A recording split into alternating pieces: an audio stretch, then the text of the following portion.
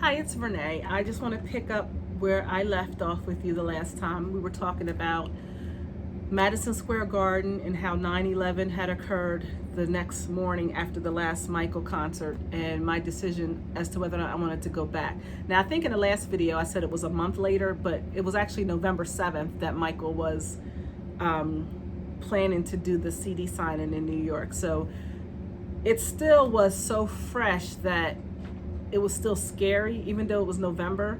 So I was still kind of on the fence. And then at the last minute, I decided I better go, because who knows how many other opportunities we'll get like this. So I got on the Greyhound and caught the bus to New York.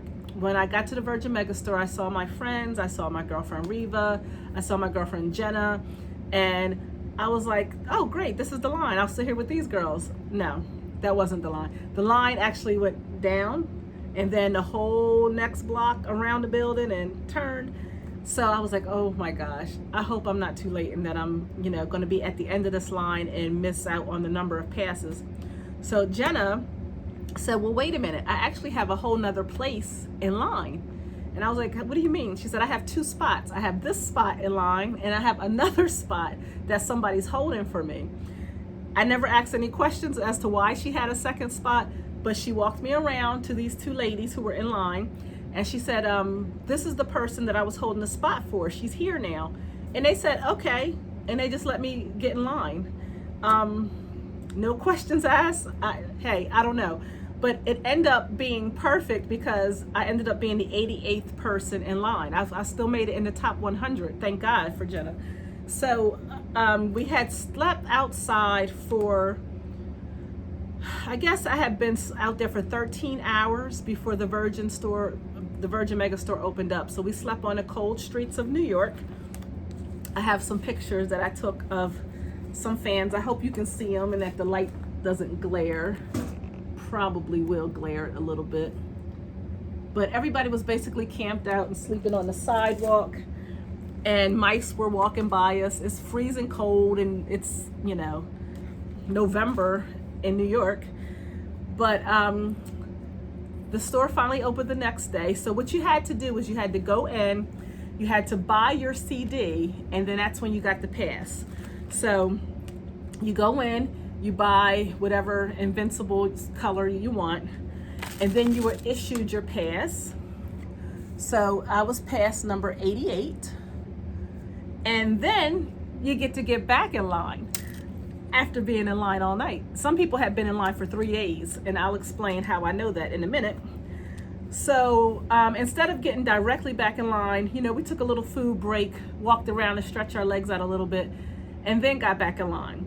So I can't remember what time Michael was going to be there. I just remember my total number of hours being in line between sleeping out in line overnight and waiting for Michael the next day was 19 hours, because that's what I have in my scrapbook. So I had been in line for 19 hours. So now the line is moving. Michael's here. You can hear him arriving because there's people around the front that can see and hear, and I'm not on that side of the line. So when you go in the Virgin Megastore, you get in, you're so excited. You have so far to go. You walk in and this line is literally all around this top floor. Okay, I mean, like, it was just so long. I was like, oh my God. Then it looks like it's getting shorter. You come to an escalator. No, the line goes down the escalator and then it continues all around that bottom floor. So by the time you get on the escalator and you start to go down, Michael you're in your view line, so you can see him. He's not close, but you can see him in the distance. So you can tell when people started to hit the escalator because you would hear all these screams like, oh my God, there he is. Ah! So after standing in line on the top floor forever, we finally get to the escalator. We're going down and I'm like, oh my God, he's here. He's really here. Oh my God. Oh my God. So now that you see him and you're in line on the bottom level where Michael was, this is when we all started practicing. Okay, I'm going to say this. I'm going to do this. I have my speech ready. I've been thinking about my speech all night.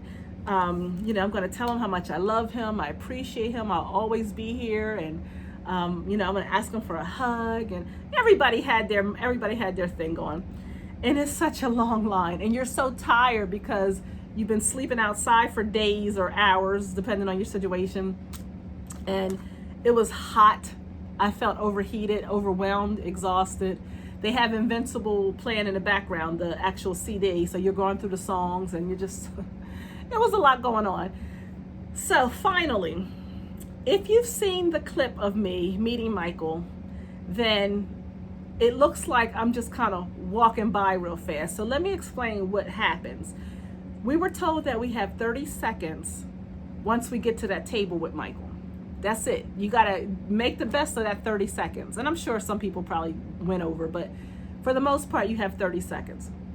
So when it became like 2 or 3 people in front of me, and I realized how close I was, my body shut down. When I tell you I could not move, I literally was not able to move. Okay, I was like frozen. I didn't even know who I was at that point. I just remember not being able to move. Now I'm down to just 2 people in front of me. I can't move. I'm down to 1 person in front of me. At this point, this lady is getting aggressive. Not mean, just aggressive. She was like, honey, you have 30 seconds. You're going to miss your turn. You have to move your body. Like, you have to move. So I just can't move. So when I finally come into view of the camera, it looks like this woman is literally like pushing me along the way, away from him. The reason is because I probably spent 20 of my 30 seconds off camera standing still. I honestly couldn't move. So when I come into the camera view, this is what you see on camera. You see me walking by. I'm Vernay Lewis from the King of Pop Fanatics. And I just like, they're just pushing me along. So some people were like, oh my God, they were so rude to you. They really weren't. They tried so hard to get me to walk, and my body just was not cooperating. I could not move. Everything that I thought I was going to say to this man, I don't even know if he knows what I said because I said it so fast. But what I said was, I'm Vernay Lewis from the King of Pop Fanatics. It came out as one word. I'm Vernay Lewis from the King of Pop Fanatics. And then he said, oh, good to see you. He said, it was good to see me. And that was it. I lost it. I went outside and I was just screaming and boohooing like a nutcase. And these girls were walking by, non-Michael people. And they were like, oh my God, girl, it's not even that serious. Yeah, it really was.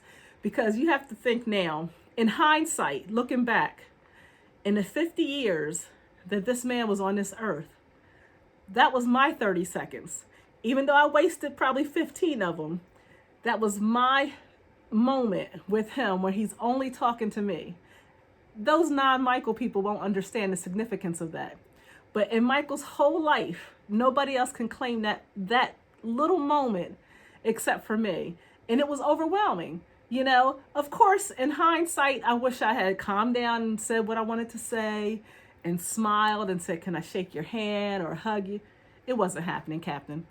I couldn't even barely, I didn't even know what planet I was on at that point. But, you know, my CD was signed and I got my little pass. I have my little screenshot here.